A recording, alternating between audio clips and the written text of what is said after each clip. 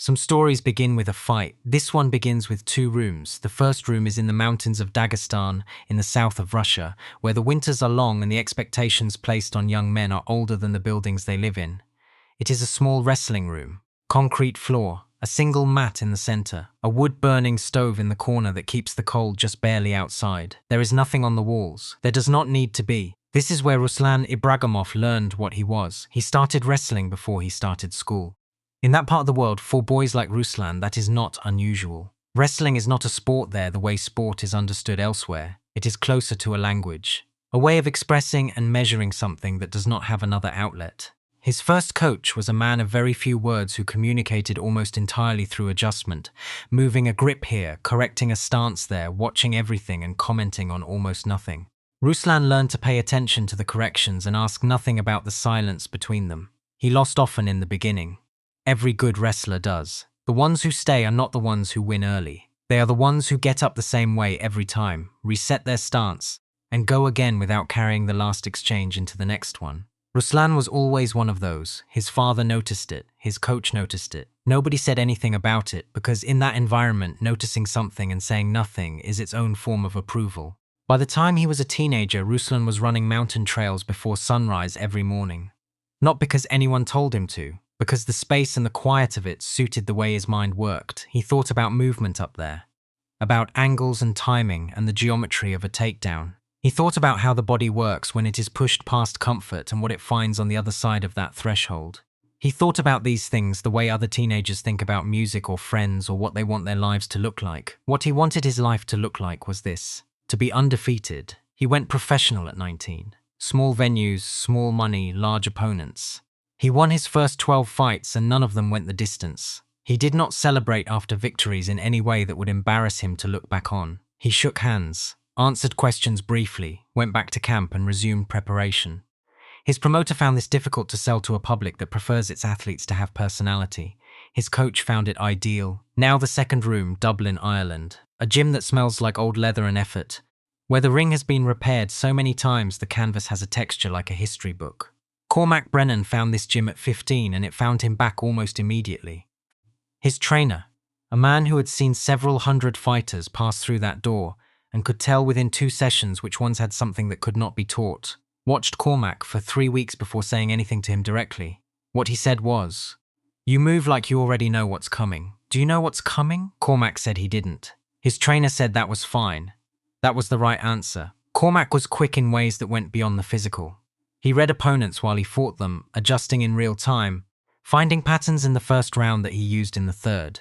He had a left hand that arrived before most people saw it leave, and he had a quality that cannot be drilled into a fighter, the ability to make every person in a room feel like the fight was personally for them. Crowds responded to Cormac the way crowds respond to someone who seems genuinely unafraid and genuinely entertained by the whole situation. It was not performed, it was just how he was. He worked construction during his early professional years. He went to the gym from the site without going home. He studied fight footage on a borrowed laptop at a kitchen table while his flatmates slept. He signed his first major contract at 23 with a handshake before the paperwork arrived. By 26, he was the most watched fighter in Europe, and the conversation about him had crossed the Atlantic.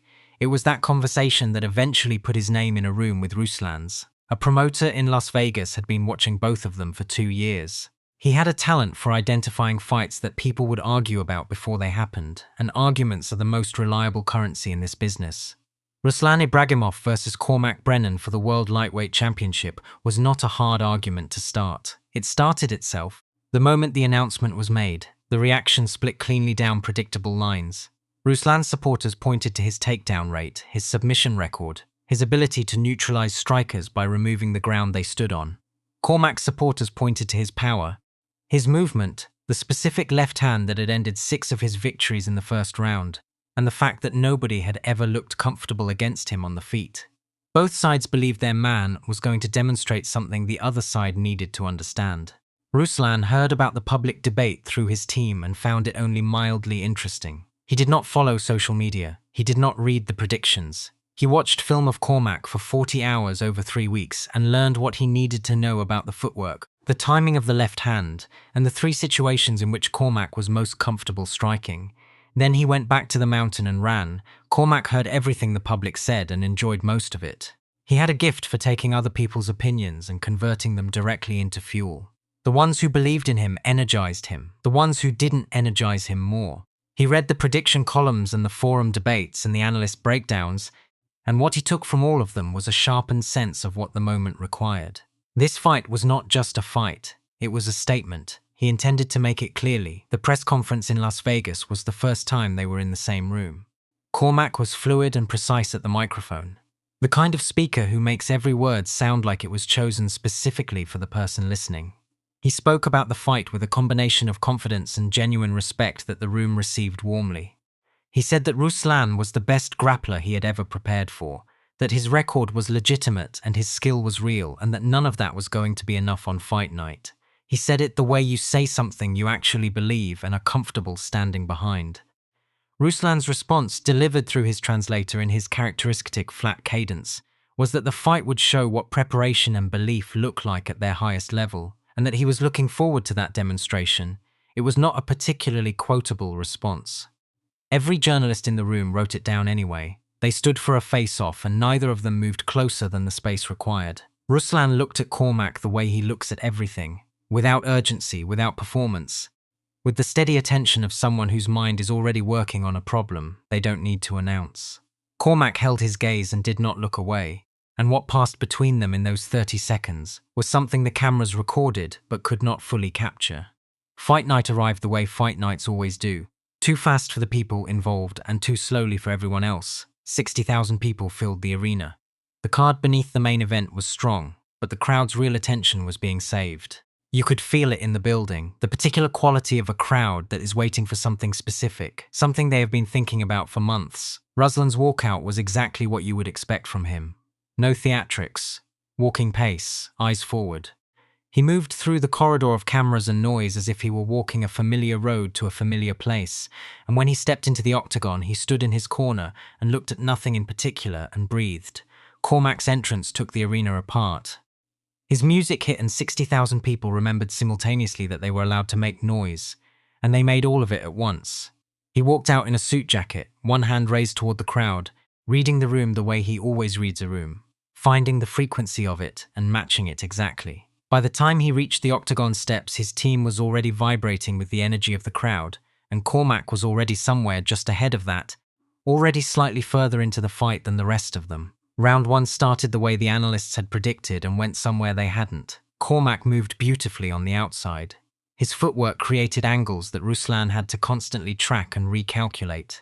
The left hand landed twice in the first 90 seconds, both times clean, both times landing on Ruslan's guard without doing the damage Cormac wanted. Ruslan took them and kept walking, not chasing, not reacting, just reducing the distance in small, patient increments. Reading Cormac's movement the way he had studied it for 3 weeks on video, the takedown, when it came, arrived the way Ruslan's takedowns always arrive, as a fact rather than an event. One moment Cormac was on the outside creating angles, and the next Ruslan's arms were around his body and the mat was coming up, and Cormac was doing the work of people who know what they're doing on the ground, which is to say he was working, not panicking, not surviving, but genuinely engaged and genuinely in trouble. He made it to the end of the round on his feet. His corner told him what he already knew. The distance management needed to be sharper. He nodded and drank water and looked across the octagon at Ruslan, who was receiving one quiet sentence from his coach, and then sitting still with his eyes closed. Round 2 saw Cormac adjust. He kept Ruslan at distance more successfully, landed 3 shots in the opening minute that the crowd responded to, and defended 2 takedown attempts in a row. There was a moment at the fence where the fight became something intimate and ugly and honest. Both men working at close range, both landing, neither of them finding the finish. And when they separated and reset in the center of the octagon, both of them were breathing harder than before and the crowd was standing. The fight went 5 rounds. Every one of them was close. Every one of them cost something. Ruslan put Cormac on the mat in the 3rd and 4th rounds, but couldn't finish the work from the ground. Cormac found something in the 5th round that shifted the whole conversation.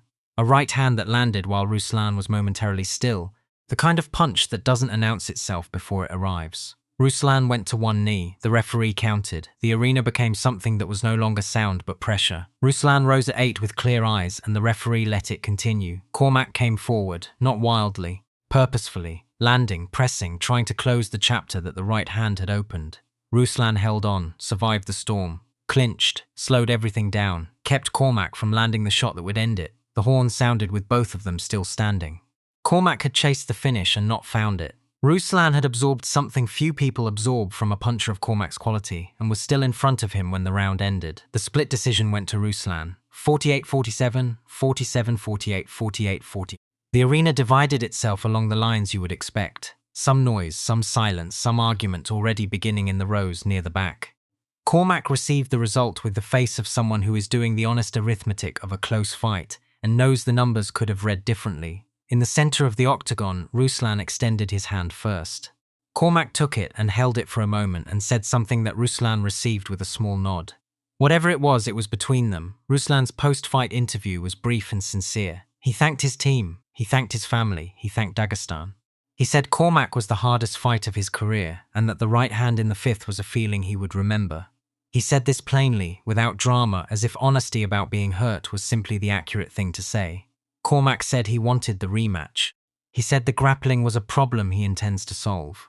He said Ruslan deserved the victory and that the scorecards were defensible, and then he said he disagreed with them. And he said both of those things in the same breath without it sounding like a contradiction. Weeks later, Ruslan was back on the mat in Dagestan. The belt was somewhere in his room. His coach was adjusting his grip position again. 2 fingers, nothing else. The mountain was outside. The morning was cold. He was working. Weeks later, Cormac was back in Dublin, running the right-hand combination from the 5th round.